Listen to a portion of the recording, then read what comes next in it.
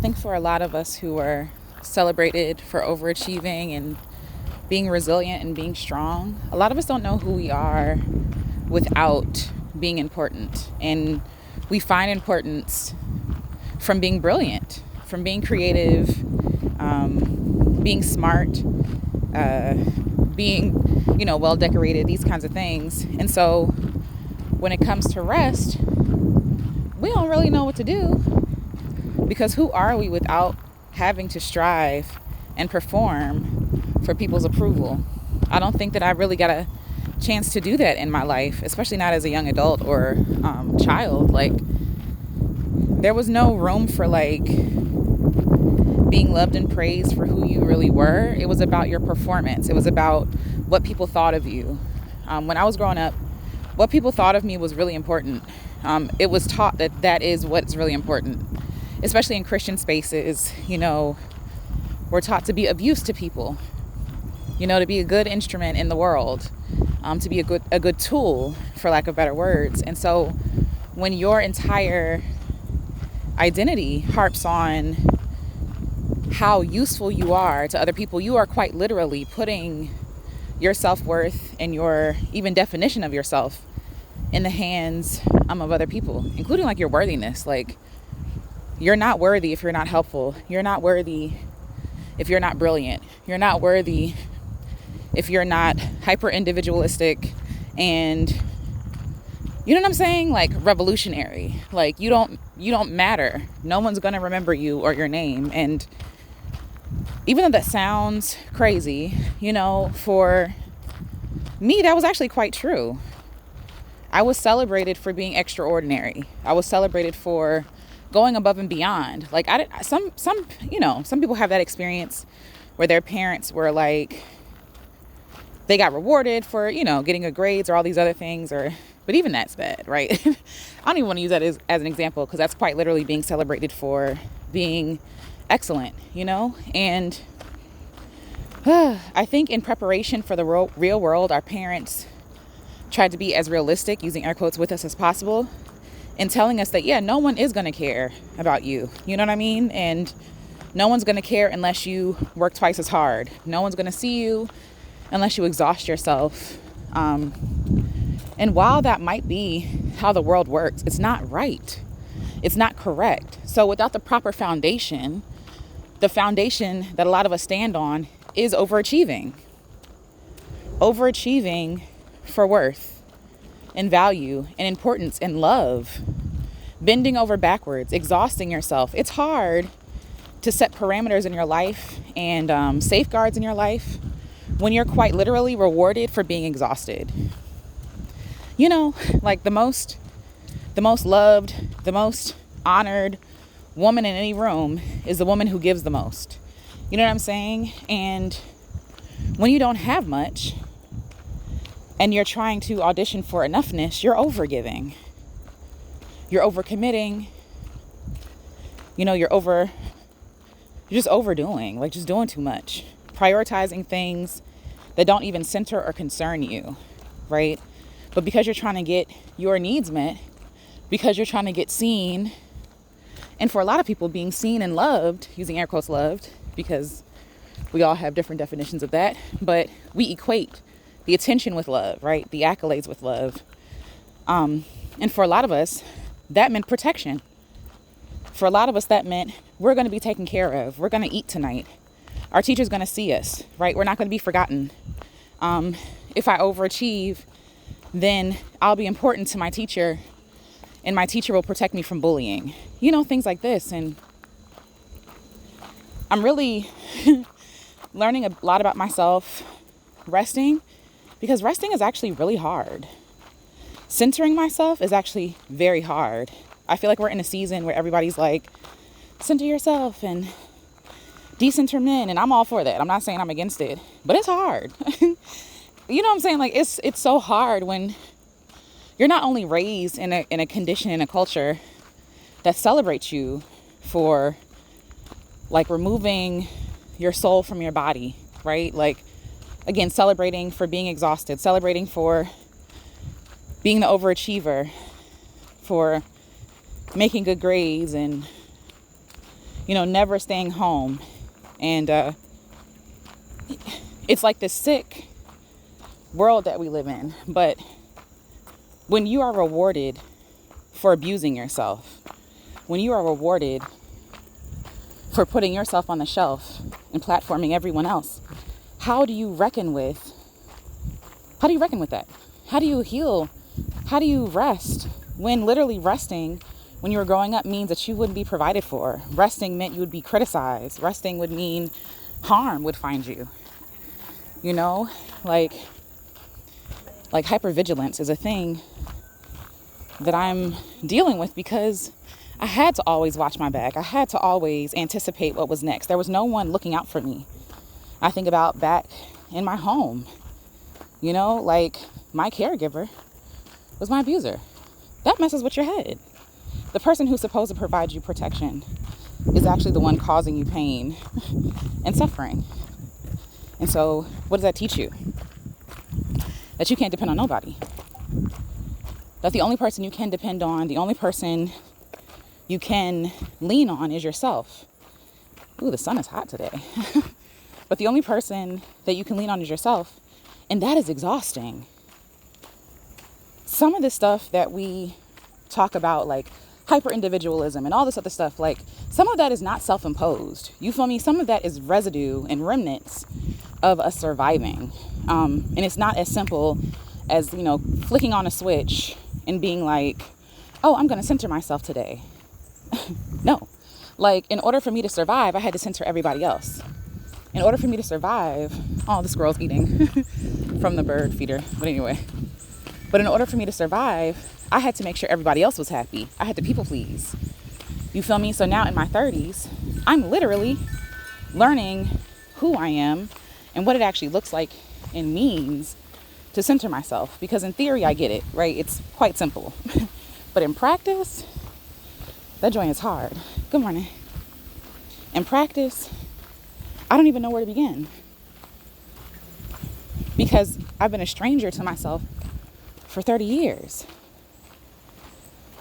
Why is centering myself hard? I've thought a lot about this. Like, why is it so difficult? So not only am I dealing with the remnants or the trauma of growing up in places where you weren't centered, where you had to meet other people's needs, or like I remember being a kid and remembering thinking to myself, like, my need is not as important as, say, my mom's need, or my need is not as important as my little brother's need, or whatever, you know what I mean? And as a kid, I was praised for being strong and resilient, mature and responsible, all these things that are too heavy to put on any little girl's shoulders, And so I was a caregiver from childhood. Like, I've been caregiving my entire life. And I've been de-escalating situations my entire life. I've been, like, when I'm talking survival, oh, squirrel scared me. But when I'm talking survival, like, I quite literally mean, like, placating and making people feel at ease so that I'm not harmed. I remember having to tiptoe around my dad and say certain things around him so he wouldn't get pissed off. You know what I mean? And that tells you to shrink yourself. That tells you that your safety, your well-being, in general, like your happiness, right, is not as important. Your safety is. And when you're prioritizing your safety, happiness is like, okay, this person puts this thing in their yard and it scares me every time. Can't stand it. Anyway, but it's like a little rooster that crows. Like, why? Anyway, so when you're surviving, you're not centering yourself.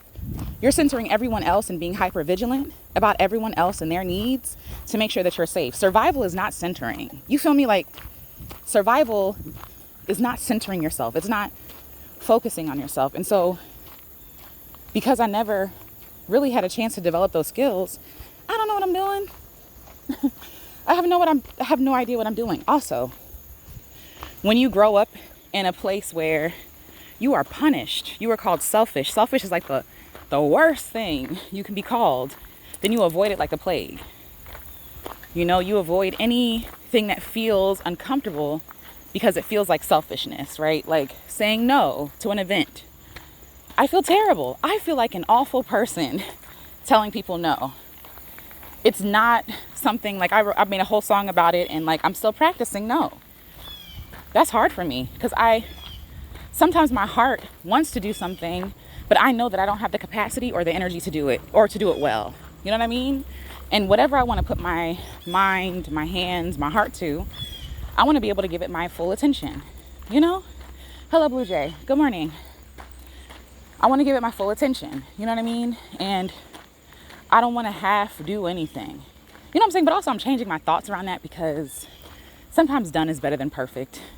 Sometimes a C plus is the best. You know what I'm saying? It's the best that you got. But like when I really don't have it, learning to say no is hard. Without worrying about, because let me just be honest. I grew up in a context where if you say no, people are going to guilt you and shame you into doing what they want anyway. So practicing saying no is really hard for me. Why else is centering myself hard? Like I really like try to sit with it. Like I think it's like the fear of no one loving or caring for you, and that's tough because we're supposed to be our first love, right? But again, like I said, from birth I've been told to abandon myself, especially in the Christian context. Okay, that's a whole other conversation. Like you are here, you were brought here to this earth to lead people to Christ, right?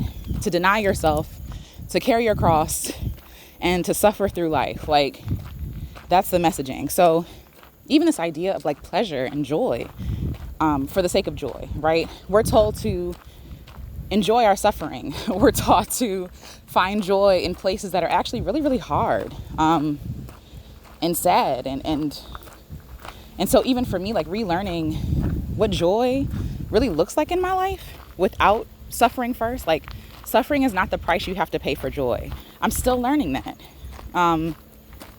So yeah, me feeling joy or safety, and I talked about this before with my trauma with Christianity, like means danger, spiritual danger. You are in danger of losing your soul. Like you are in danger of burning in hell forever because you're experiencing pleasure and joy. And so I tend to run from easy things because no one praises the person for doing things the easy way.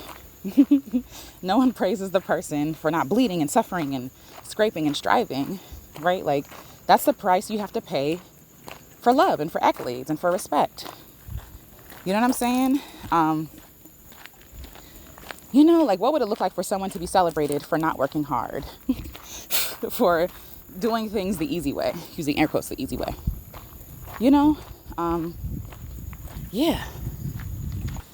In a lot of ways, centering myself is also hard because I'm still learning who I am. When you grow up learning to center everybody else, you become strangers with yourself. You don't know yourself. You don't know what makes yourself tick. And the longer you spend time with yourself away from serving other people, it kind of gets scary and sad because you realize, dang, like all these years on earth, good morning, all these years on earth, and like, I know what makes this person tick, and I know how to make them happy. I know how to make them comfortable. I know how to serve. I know how to serve. I serve very well. You feel me? But serving myself, knowing myself, loving myself, that proves to be difficult. And that's actually like heartbreaking. When you realize that like, no, like your entire life's purpose is not to be here to serve other people. I don't even know how not to serve other people. I don't. Everything, like, I was sitting with this thought about like my own medicine and my own art, right? Like my own art and medicine aren't just for other people. They're for me first. And I forgot that. And I journaled that in my journal. Like I forgot that my medicine was for me too. I forgot that my art, my creativity, my music, my voice, even like my knowledge, my service was for me too. And I never start from that context. It's always from, oh, okay, every gift, like I was taught that every gift you get is for other people, right? But I often forget myself. I forget to serve myself. It's like if I created a whole feast, right? Or like a meal for Thanksgiving, and Everyone has they have their belly full. They had 2, 3, 4, 5 servings. They're on to dessert. And I have not sat down to eat. But I've been taught to look at people feasting. And on some level, it does still bring me joy, right? But there needs to be a healthy balance.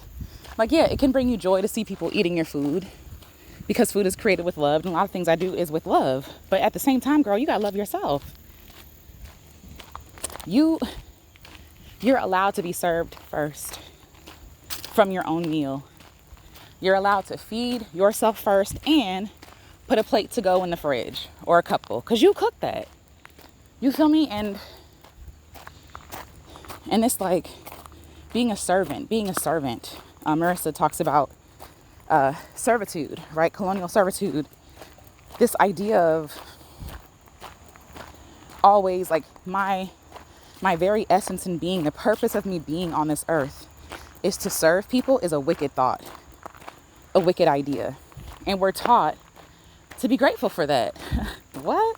We're taught that it's our pleasure to be able to serve other people. That like, if we want to say no, if we don't want to serve everybody else from everything that we have, then somehow we're wrong. And capitalism is set up that way as well. Like, when do we get to hold on to anything? What is really ours?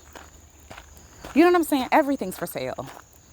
Everything is for sale. And on one hand, I get it. You feel me? I just wish that we lived in a context where we didn't have to sell everything, including our souls, including our sense of self, for whatever, like accolades, for a degree, for a spouse.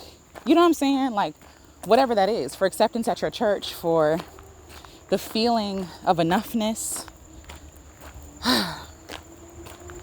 It's just so frustrating, because as I'm in sabbatical, like, the more I sit down with myself and interrogate these thoughts and these beliefs that I have, the more I realize how much of a number capitalism has done on me and my mind and my brain, you know, and my heart and my soul and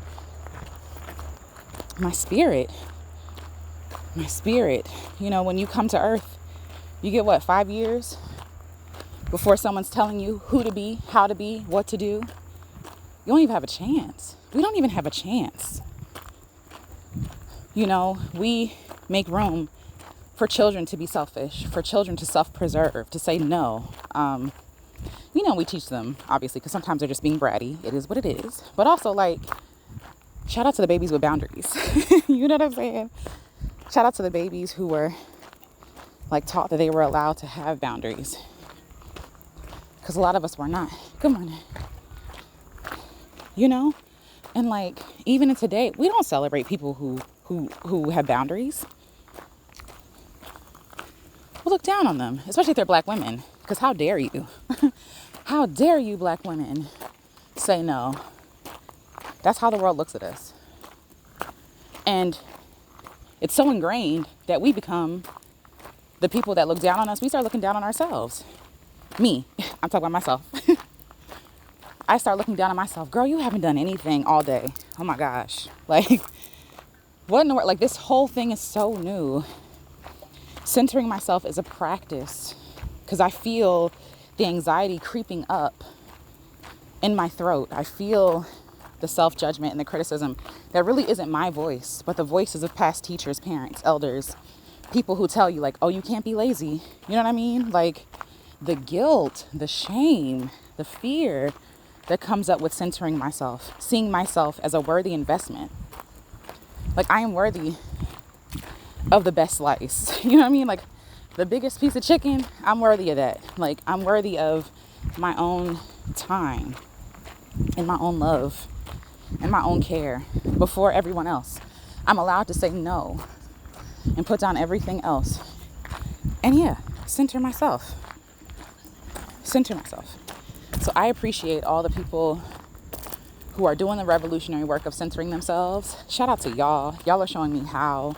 Y'all are showing me, like, it's okay to say no before your body says it for you. You feel me?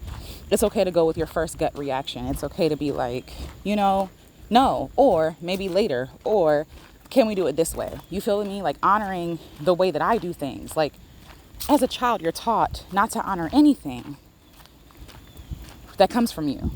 everything that you do has to be refined. Any paper you write has to be, marked up with a red pen. Like, who can survive such scrutiny all the time? Good morning. Everything about ourselves, about our beliefs, about the way we do things is told that we're doing it wrong. What if we're not the problem? What if we are not the problem? What if there was never anything wrong with me? What if I never, had, who would I be? I think about that. Who would I be if I never had to put down who I really am and how I do things for what other people tell me to do? Sorry, I'm gonna pause because this plane is annoying. I made this list a while back, and maybe I'll do a live or a podcast about it, but it was a list of things that capitalism has stolen from me. And one of the things that capitalism has stolen is my sense of self. My sense of self. I am hardly ever in my body. I am hardly ever feeling safe. I'm hardly ever trusting of myself. I have to relearn. I am literally in real time relearning how to trust myself, how to believe myself the first time, right? Because the trauma of schooling and all this other stuff and religion, it tells you that who you are inherently is wrong, is flawed, is evil, is untrustworthy. There's a scripture that says,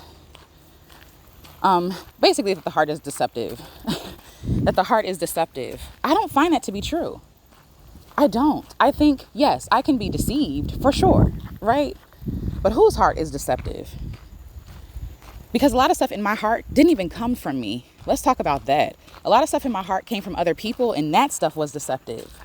That stuff those were the people who told me that I wasn't worth nothing, that I should be ashamed of myself inherently, that unless I put on this identity or this accent or, this belief, that somehow I'm unworthy. That's literally the messaging that we all get. And my heart is not deceptive. My heart is clear.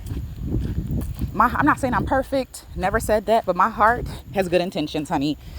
My heart is not evil or deceptive. I'm sorry. I don't put that on. Maybe that was for the author. Maybe that was for them, but what's in my heart? Hope, love, encouragement, connection, community. What's in my heart? This desire to love myself, that is wicked? Huh? The ability to learn how to censor myself is wicked? What does that sound like? Who would benefit from me seeing myself in my heart as wicked? I don't benefit from that. That makes me easily controllable. That makes me easy to manipulate. That makes me self-loathing. That makes me hate myself, which I did for a very long time. And what's wild is that I couldn't understand why I struggled so much with self-esteem. I never saw myself as worthy. This is the first, this is no hyperbole, I don't think. This is the first, I think there were always flecks of my worthiness, but this is the first year that actually, I'm a big deal. Actually, I am that girl. You feel me? And even saying that feels sinful because it feels arrogant. Oh, we should be humble and we should be, no, that is not humility. That is a lie. That is a lie. You are a big deal. Own that. Walk in that. It might be hard to accept at first, but it's definitely the truth, honey. There's a 1 in 400 trillion chance. 1 in 400 trillion. I don't even know what that looks like. $1 trillion. Have no idea. That you would be conceived, be brought full term, and survive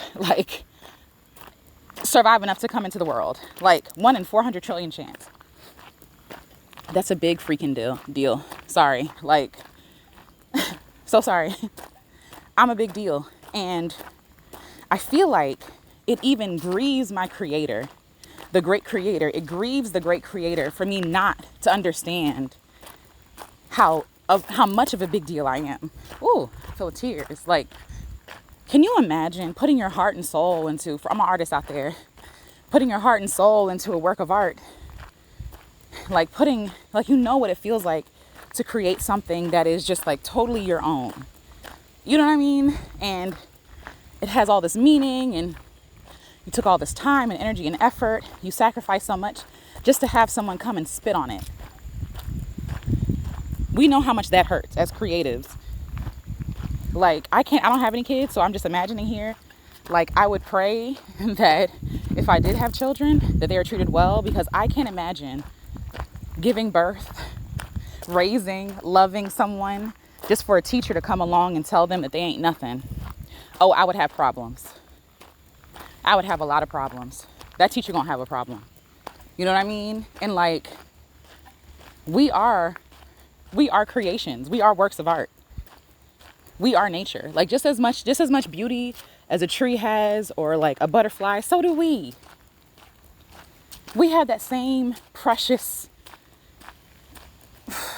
beauty and worth and value that, let's be honest, most humans cannot see. They are not the auditor of our worth. But we've been told as youth, I keep saying it. We've been told as children to give over the reins to someone else to determine if we are worthy. Examine my heart. Examine my heart. You know, we say that in scripture. We say that to people. Tell me what I'm worth. I think about my enslaved ancestors standing on that auction block, having their teeth being evaluated and their strength, their hips, just being totally dehumanized. And we do the same thing to our children. We tell them that if this person says they're not worthy, then they're not worthy. And that sticks with us because it happens in our formative years. We become easy. We become easy prey. You feel me?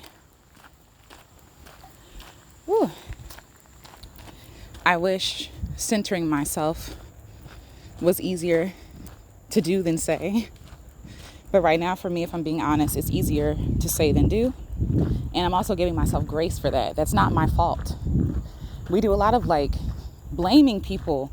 Like, why you keep prioritizing these people? Indoctrination is a real thing, y'all. Like, we gotta have grace with people. It is so easy from the other side or from up top. We think we're up top to look down on people and be like, that's why you're in such a bad predicament, because you don't love yourself. Well, yeah, okay, great.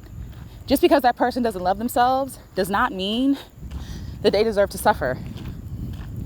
Because even the bondage that's on them now, where they can't love themselves, wasn't even given to them by themselves. It was put on them like chains by somebody else. But y'all know how I feel. You know how I feel. You know we have an empathy problem. People are really haughty and arrogant. And, you know, they feel the need to be better than everybody else. So once they get it, once they learn how to love themselves, they then turn that lesson into a weapon to use against other people who they look down on, because they remind them of themselves. And they think they're better than. You're not better than nobody. You're not. Even that messaging is indoctrination. Have a good one. And it's bondage. That messaging that you're better than somebody because of what you do, because of what you've accomplished, what you've overcame, and not by yourself, mind you. You don't overcome nothing by yourself. Sorry. Like, we're all in community. We all learn from somebody. And for you to think that you're better than somebody else is a same coin, different side. Because you're still setting your self-worth. You're still rooting your self-worth in what other people say. Isn't that funny how that works that way? We got to find that healthy middle where everyone is worthy. Everyone is deserving. Everyone deserves the same grace that we've been given, or that we've given ourselves. Maybe nobody gave us grace. That's still no reason for you to not be gracious. Maybe you gave yourself grace. Great. Now extend that to somebody else. You know, good morning. Because I just can't. We got to stop doing stuff like pretending that we're doing it out of the love for people or trying to help people. You're not trying to help nobody. Stop it. For those who might be struggling with censoring yourself, of course the wind gonna pick up when I speak. Hold on. I'm not gonna lie, I needed that breeze though. It's a little humid today, so that breeze was everything. But yes, but for those who are still learning how to center yourself, how to love yourself, for those of you who are still getting to know who you are, let's start there, right? If people don't give you grace, that is not a judgment on you. That's grace you have to give yourself. Because to be honest and fair, Some people don't even have eyes to see what you can see. They don't see you crying. They don't see you journaling. They don't see you trying and stumbling and getting up and doing it again. They don't see that work, right? Like, people don't have grace with you because they don't have grace with themselves for whatever reason, whether it's a protective measure or it's indoctrination they got from somebody else, or yes, or maybe for this moment, they're very zealous and they feel haughty and arrogant and they feel like they're better than you because they're further along, using air quotes, than you are. Trust the pace of your own journey.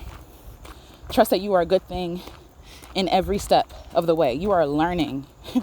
I'm 34. I keep saying it. Like, I'm 34. I'm just learning that I can have a preference for things. Like, and some people are not going to get that because that's not their experience. But that also doesn't mean that your experience is invalid. That's what I'm trying to say.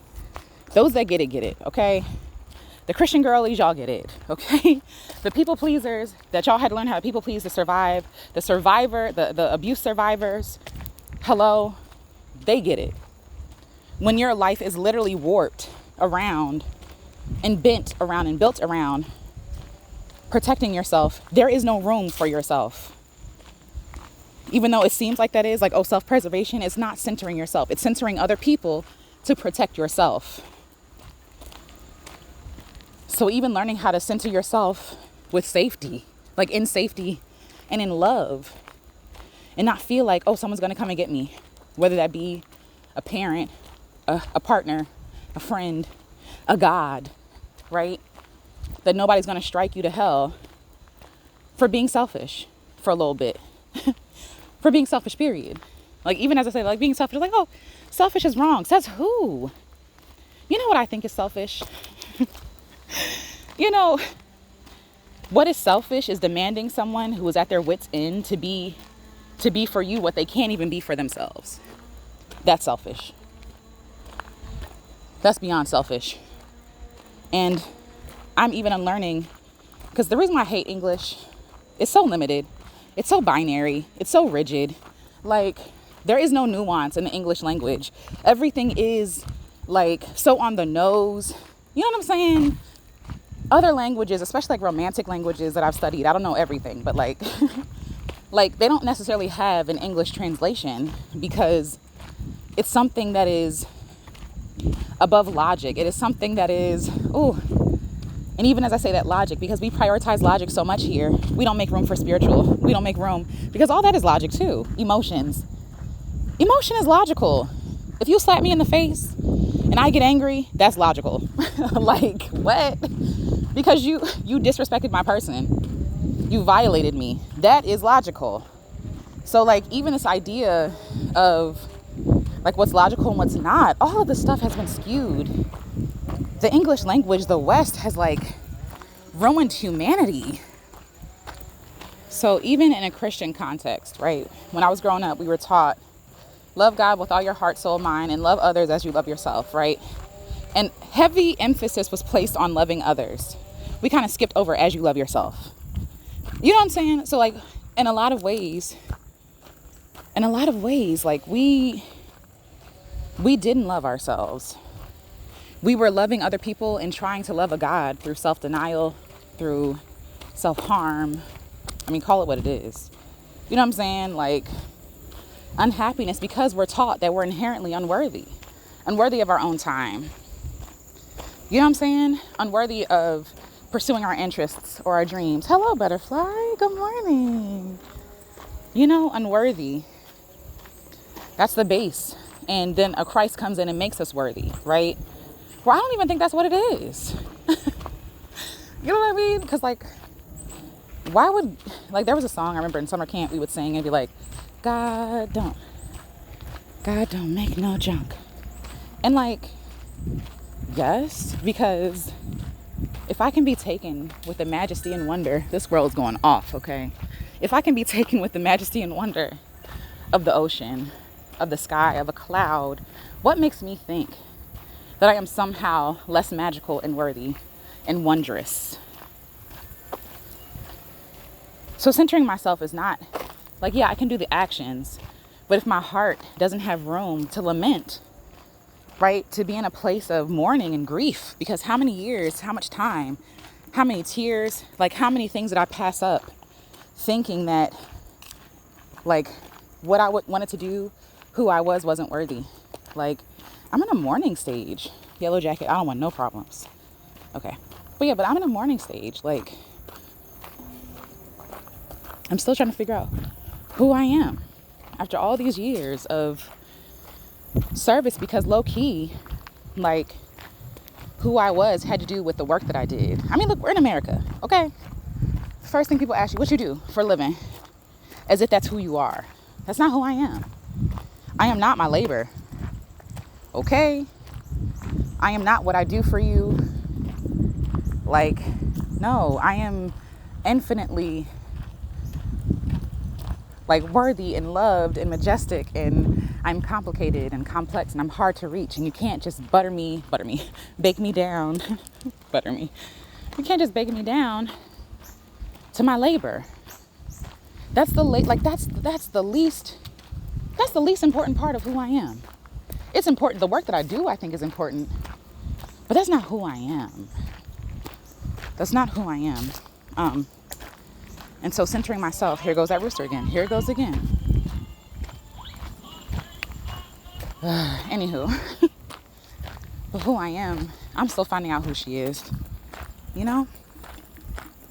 But yeah, for all the people, like, let me go back to my point, because I got pissed off thinking about people who think that they're better than other people who don't know how to center themselves. How about you just be helpful? How about you mirror? How about you embody centering yourself so folks like me can actually learn instead of criticizing so much? Because what is this, like, you yelling at people, you should know this already, gonna do, and they don't know it?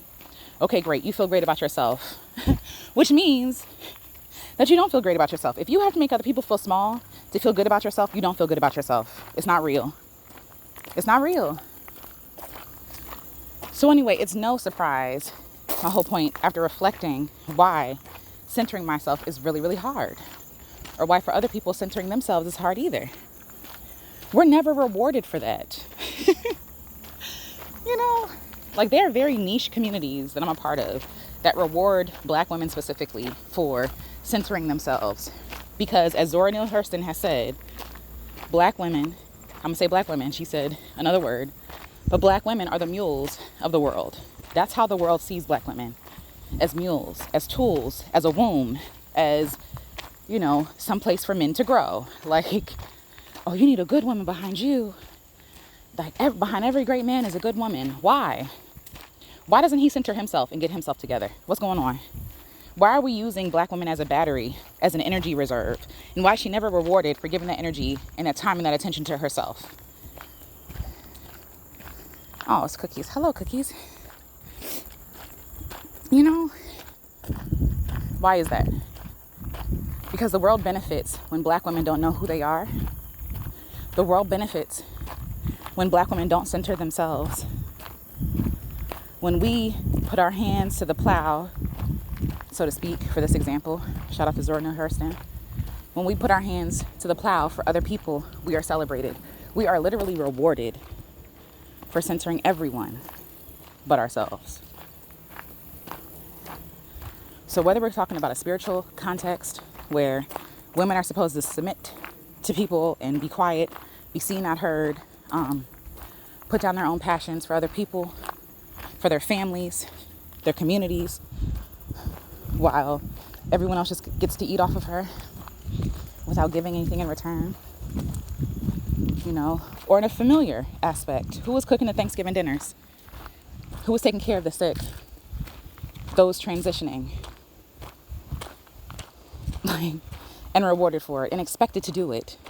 So much so that if she says no, she's looked at as selfish. It's no surprise. The world runs off of Black women exhaustion. Because somebody has to do it. And they looking down the line, I'm not doing it, until they get to Black women and be like, oh, that's who's gonna do it. You know? Anywho, learning how to center myself is hard. Centering myself is hard work, honey. It's difficult. It doesn't bring me ease. Actually, it brings me terror. I am terrified of centering myself. I am, what is a word that I'm looking for? I'm afraid. I'm afraid of centering myself because what does that look like? Number one, because it wasn't modeled for me, sadly. But number two, what are the consequences of that? And, everything has consequences, whether good or bad. So yeah, there are going to be some great things that come from this, right? But also, there are going to be some uncomfortable things that come from this. People not being happy. Yikes. As a people pleaser, again, who people please to avoid harm and neglect. Yikes. As a person whose worth was defined by how much work I do for other people. Yikes. Yikes. People will withdraw their love because that's literally, when I said no before, people withdrew their love from me. And that would manipulate me into coming back and trying again. You feel me? Because no, I need your love, Dad. I need your love, right? The guilting. Ooh, the guilt, the shame, it works. And that's not comfortable. That is an uncomfortable thing to work through. Oh, it's a blue heron. But yeah, that's where I am right now. I think that's it for my journal entry at this point. But yeah, centering myself is hard work, and I'm just learning how to have grace for myself. And if you're having a hard time doing that, and if you're learning, shout out to you. I celebrate you. It is hard. It's not as easy as people make it seem. And also understand that everybody don't have the same context that you have. You know what I mean? It's not fair. But some people were given an advantage in life. Because some people were raised in a healthy household where people loved you for who you were and not because of what you did. And you were given room to have opinions and ideas and to disagree and all this. And a lot of us did not. Right? So there are going to be people who feel like they're light years ahead of us because we're working from a deficit. We're working, not even a deficit. Let me not even say that to say that we're behind. We're working from a different context. Life for us ain't been no crystal stair. Me and my friend Marcus, we recite that line all the time. But for real, for a lot of us, life ain't been no crystal stair. We're doing the best with what we can, with what we got. And so what if you come to this maybe later than other people expect you to come to it? You're here, And if you don't, no matter what your practice is, I just want you to know that you're worthy of your own investment, your own time, your own love. You're worthy of the first fruits of what you create. You're worthy of love and respect, even if you don't know how to love yourself. I really don't get when people say, oh, that's because you don't love yourself. Okay, girl. What? That's somebody's punishment for not loving themselves. That just seems so cruel. They're already living in hell. When you don't love yourself, you're already living in a hell. Why are you making it more complicated and hellish for other people by then telling them that their life is crappy because they don't love themselves as if it's a punishment? Are y'all okay? Are we okay? We're not okay. We are not okay. But yeah, that's all I wanted to say. Let me get back to my walk, take a picture of this blue heron, and share it with y'all. And then, yeah, I'll talk to y'all next time. Bye.